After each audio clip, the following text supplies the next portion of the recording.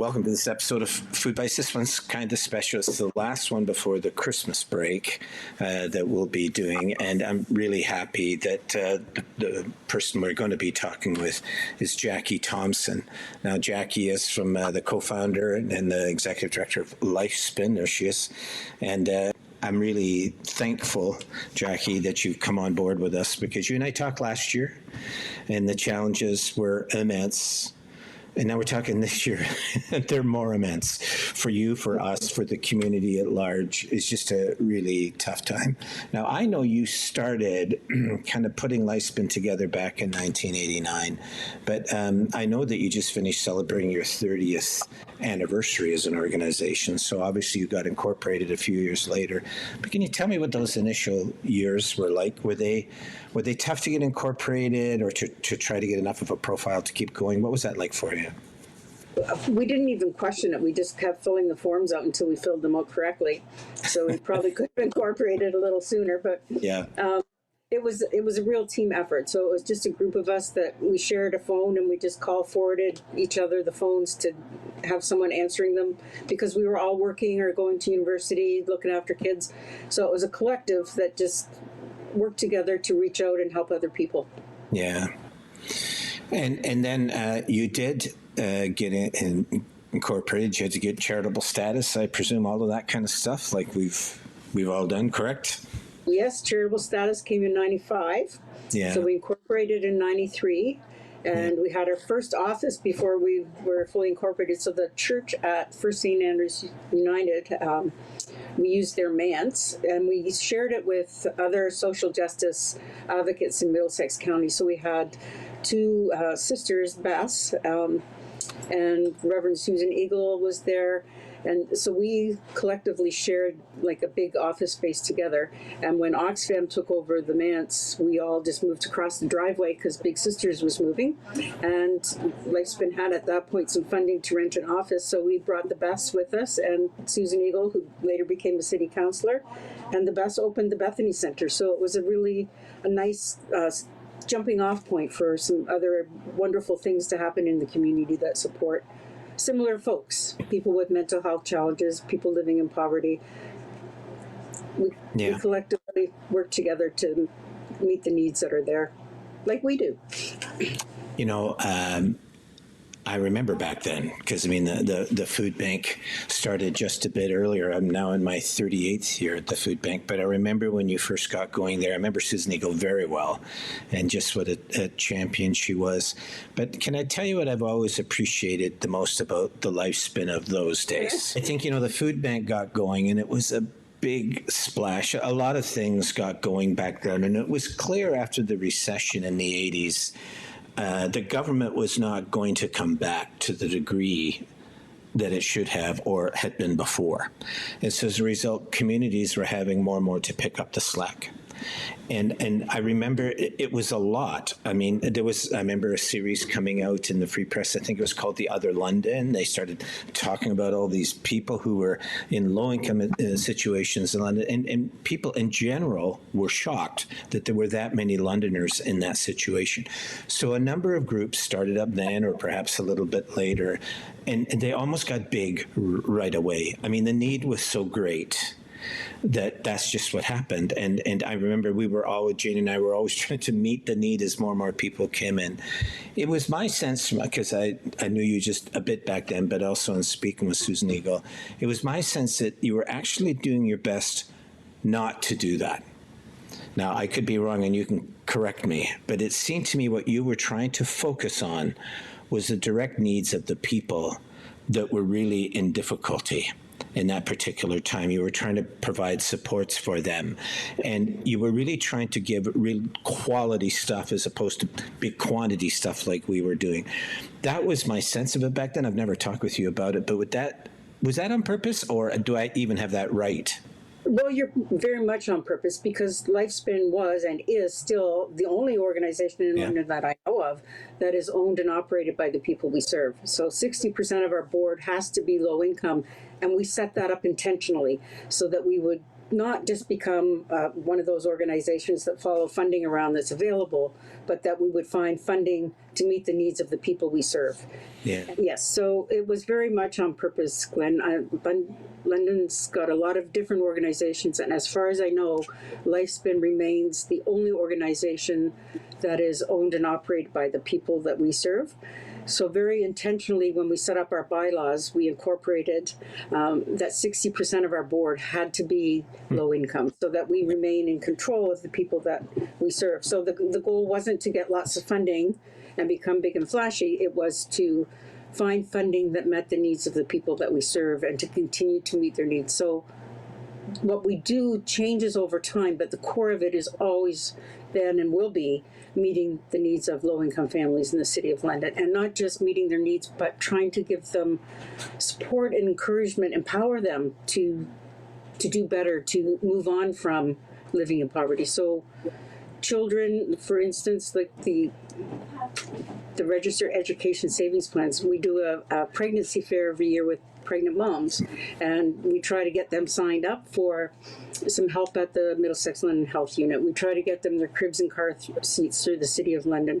We do baby layouts. You guys helped get food and diapers for the Hampers one year, and giving them the information on how to sign their kids up for a Registered Education Savings Plan, because education, knowledge does change the world. So we want those children to grow up and not be asked, will they go to university? But I put money aside for you, dear. Where are you going to go to school when you're done?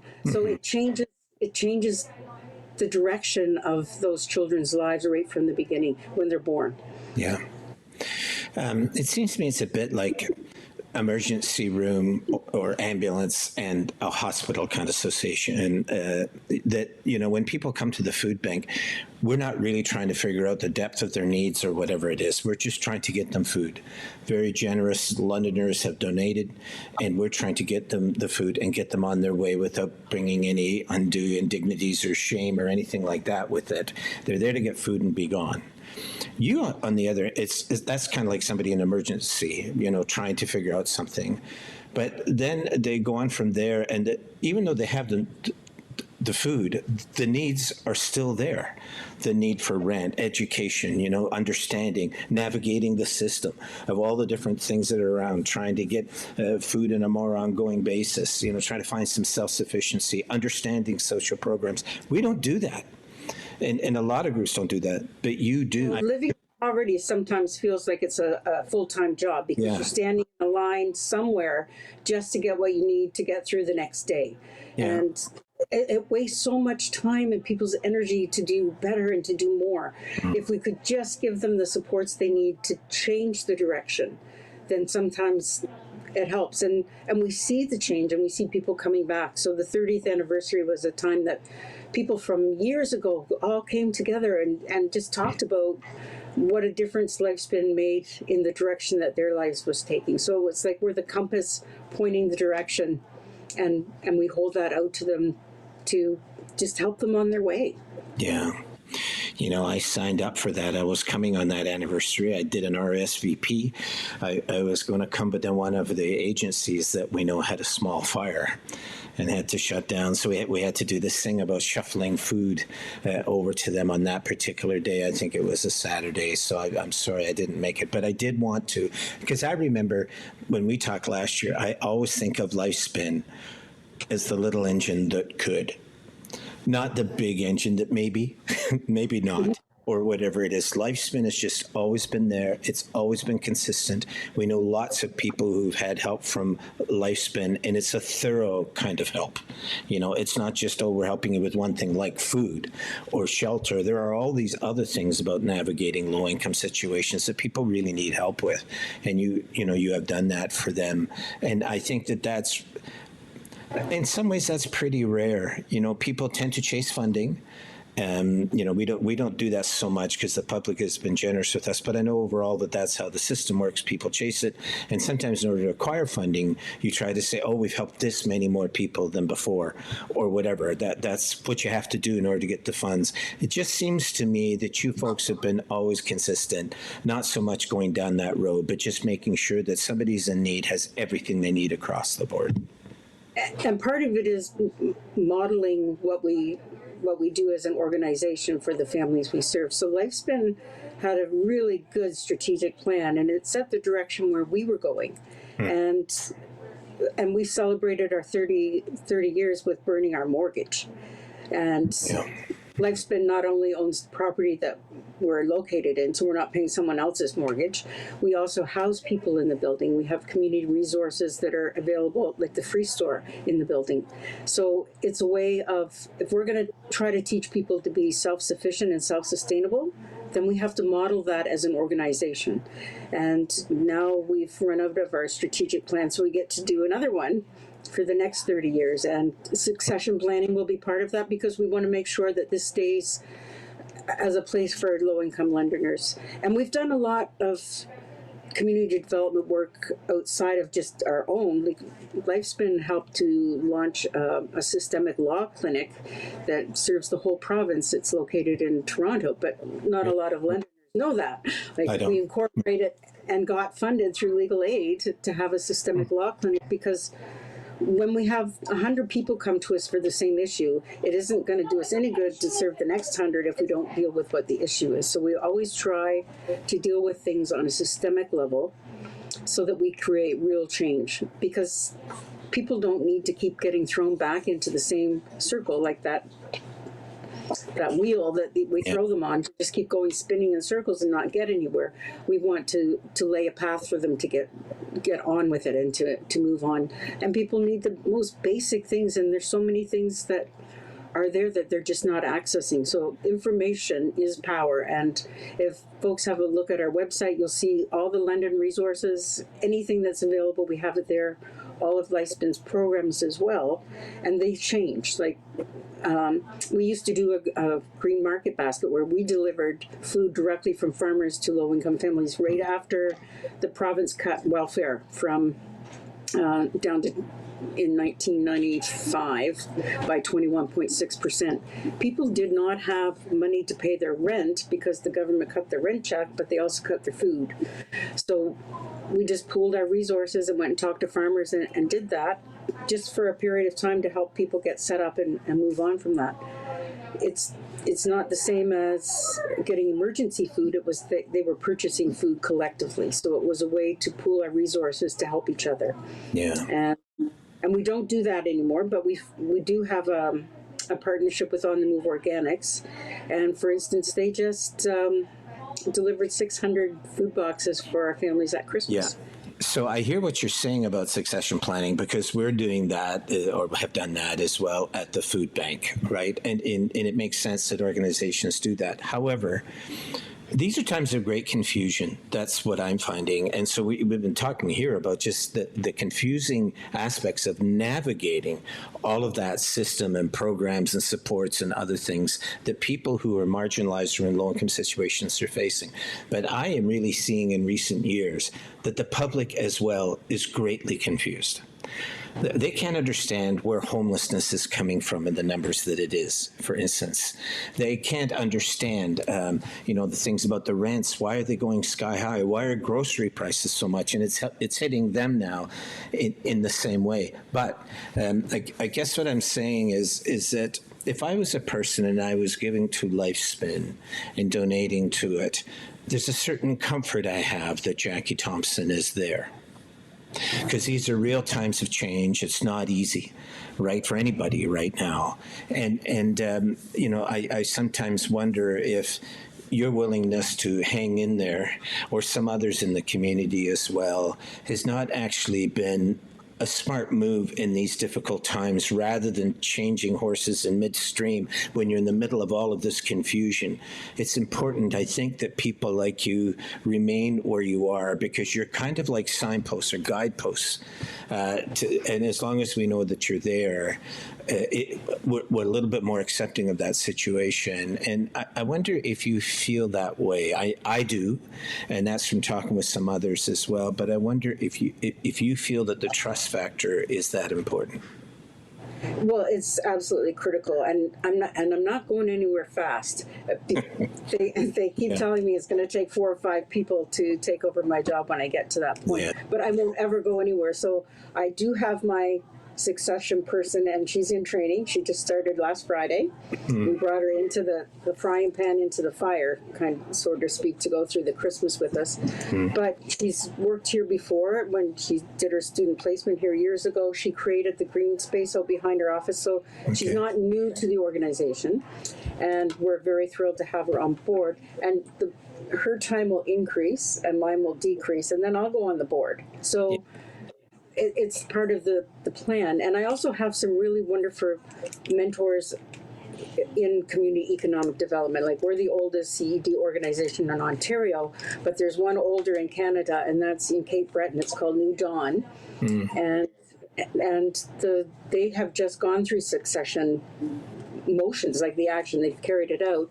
And Rankin McSween, who was the leader there, has offered to be one of those signposts for us, the guiding mentor, to help us lay the path, because we've not done this before. It's something new for us to do, as they helped to guide us when we were doing the CED strategic planning in the very beginning, that we would have social ends through business means. So you got to use your business brain to make it work. Like, you have to make it work, and we really relied on them to help guide us, and they've stepped up and said, yes, we're willing to help you through this next huge hurdle that we'll be facing, to try to maintain the legacy and the hope that we've built in our community. We've been around roughly the same amount of time in leadership positions here in London. Would you be willing to be a bit personal at the moment? I'd be interested in knowing what was the low point and what was the high point of your time being at LifeSpin. Are there moments like that occur to you when I bring it up? Oh, well, like, we've been so close to the edge sometimes, Glen, it isn't funny. Remember, we owned the fire hall over on Adelaide Street? Yes, that was part of all that behind the scenes. Yes. Yeah, so that was it was a wonderful place, and we rescued it from being demolished, and it was a heritage site, and we saved it. But then we wanted to house people, because that was part of the needs of our community. People needed some supports to live independently, and there wasn't anything else.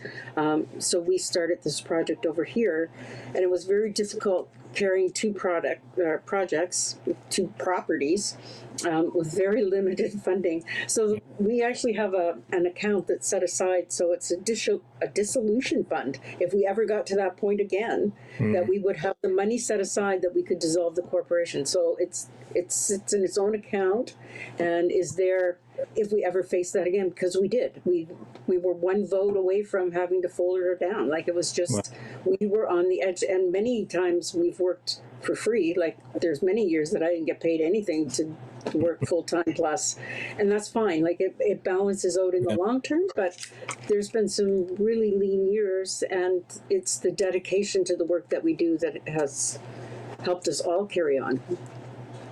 Have you ever been discouraged to the point of considering stepping aside? No. I was going down with the ship if it was going down. No, I would not step aside if there was bad times. I took another job so that I worked part-time so I could feed my kids and still keep doing the work at LifeSpin. So no, I wouldn't leave the organization stranded ever. It wouldn't even cross my mind to do that. No, we wouldn't let you anyway. We need you there. So that's the tough part. What's the high point? Well, there's been so many. Like, it's the people, Glen. Like, having the 30th anniversary. Like, we had folks there from the 90s that were there celebrating with us, and people that drove from North Bay just to come down for the day, that wanted to be here for that special occasion.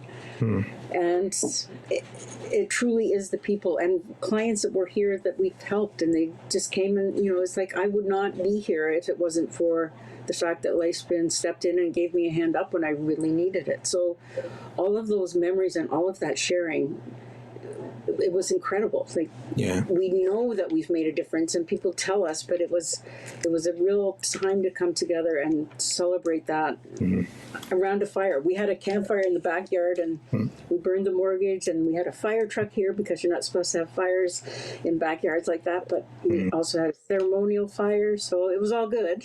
That's good. It was pretty special. Yeah, I saw some of the pictures, including of the fire, so that was great. I think part of the thing that I have found very frustrating, and you would have found it far more than I would because you work closer with people who are struggling in these circumstances. But, I think if people understood in Ontario that actually people who are on Ontario Works and are trying to find work, it's a highly kind of disciplined environment. There's certain things they have to do.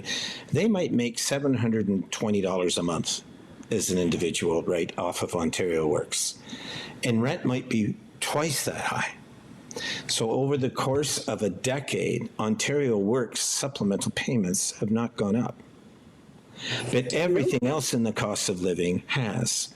And I know when it comes to people who are on Ontario disability, about 60% of people that come to us as a food bank are on those two programs, disability or Ontario Works. Although they had a wee bit of a marginal increase a number of months ago, they're still at the same spot they were 10 years ago. And I presume just the average person listening to this would have to imagine, how would you do it? Like if your salary at your company was the same as it was 10 years ago, but everything, like it just can't be done. The problem is not really one of a lack of housing, although that's there, a lack of food, although that's there. The problem really is that people want to get out of these things, but they can't because it's a lack of income. Can you speak to that? Yeah, and London is very unique, or not, as the case may be. If you're on social assistance as a single person, there's no way that you can afford to live on your own. So you're going to be renting a room in a house. You're going to be going to the soup kitchens. You're going to be going to get your meals elsewhere because you don't have money in your budget to do that. So that increases the visibility of low-income people on the street because they're lined up at food banks and places like that. But that doesn't mean they're homeless. They're just sharing homes as their budgets afford. What you don't know and you don't see is families that are struggling in poverty. We have like 4 families living together under one roof, and they're pooling their resources. The parents get the bedrooms, the kids share the living room as a sleeping quarters. London's AI system doesn't count families as homeless unless they're using one shelter that has very few beds. They don't get counted. So London isn't even aware of the struggles that are faced by low-income families because we're not counting them. And I think it's a travesty because all the resources and supports and funding and budgets are all being directed towards what is visible, and we've just pushed families and children aside. They've just pushed them into invisibility, no voice, and they're silenced. Yeah. So they're either sharing homes, which we call private shelters because they truly are, or they are living in the substandard housing that is available in the city, and they're not saying anything because they're afraid that if they do, they will lose the housing that they do have, even though it's really sometimes unfit for them to be living in. Yeah. So they're silenced in so many ways, and the city is just not giving voice to them. Yeah. And it doesn't seem to be changing. Something will happen around like the health and homeless strategy, and everybody goes, well, that's awesome, we're going to deal with that. But the overall thing is still that the systems are not providing enough supports for people. And until we get our head around that, and until politics and public policy and the bureaucracy and others come to terms with that, we're just going to continue to have these problems. But I do think that those problems are getting a bit nearer to the average citizen, who themselves is having trouble affording rent, maybe having trouble when they go to the grocery store. They just can't make it stretch the way that they used to. And a lot of these things are policy matters, not just economic matters. They're policy matters. So in 2019, Canada reached $2 trillion in gross domestic product for the first time in its history. And yet we can't feed our kids. Invested offshore, perhaps. Yeah, it's going wherever, but it's not coming into these areas, which really affect the daily lives of average people. And that's something that we'll have to get a handle on, but we'll really need your help on that, because statistics are one thing. Personal stories are what really motivate people, though, and that's that's what you have really a lot of, Jackie, because you work with folks directly. And the sheep have to look up. We have to stop looking beside each other and criticizing and putting each other down because you're struggling. Is your neighbor's struggling just as much as you are? It's a little higher in the food chain where all the resources are stuck and they're not trickling down despite the pulling up of bootstraps.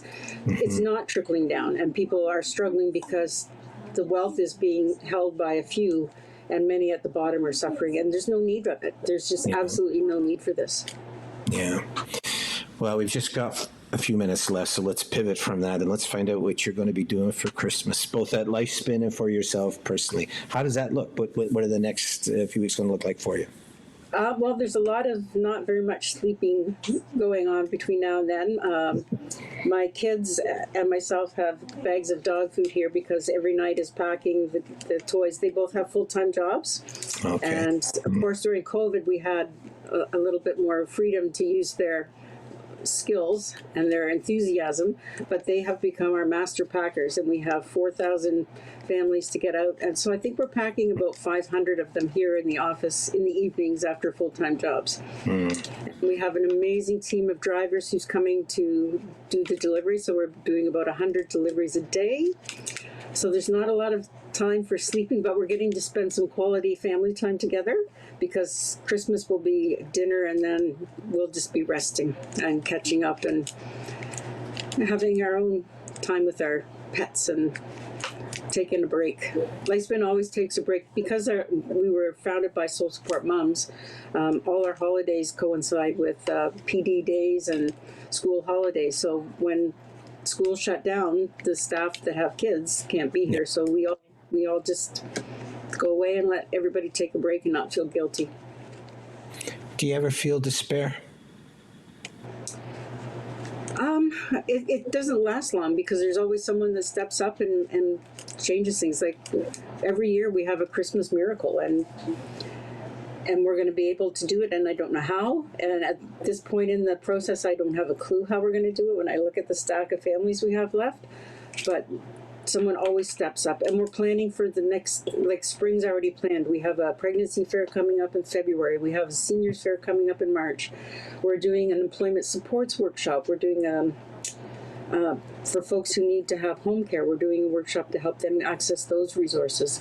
We have publications in the works. We published our first bilingual publication this last year, and it was for families with severely disabled children on how to access assistance for children with severe disabilities. And you flip it over, and it isn't in French, it's in Arabic, because Arabic-speaking populations are our second highest that we serve here. So again, meeting the needs of the people we serve. The government says, yeah, we're bilingual, but they don't recognize that where the folks are that we're serving, the second language is Arabic speaking. You know, Jackie, I know a number of people that do despair, and sometimes I'm one of them. You know, these have not been easy times. Christmas is one of those times though where my batteries do get recharged a bit, but sometimes it's because I know that whatever happens as a food bank or for us as larger organizations, it's really at the granular level where people who are really being challenged in their family or individual lives really need the support, that's where you live. That's where you exist for them. It's not where the food bank is at or whatever it is. You're right there among them and helping them. And I would have to think if Christmas has ultimate meaning, it has meaning there. Right, at that personal level. It's one thing to know that agencies and other things are there, but to know that people will be there to go along with you and walk through that with you. I would presume, I think for many of those people, and for me too, knowing that people like you and LifeSpin are there, it makes me feel a bit better knowing that that level of care is going on in this community, and it means a lot to us, I think, that you're delivering that care. We just wish we could do more, Glen, because sometimes we just go to the max and we keep going. And yeah, Jackie, from all of us at the food bank, merry, meaningful Christmas to you folks in holiday season at LifeSpin. Thanks for being where you are and closing those gaps of comfort and knowledge and support that people really need to have. You make Christmas special. Thanks for that, and Merry Christmas to you personally.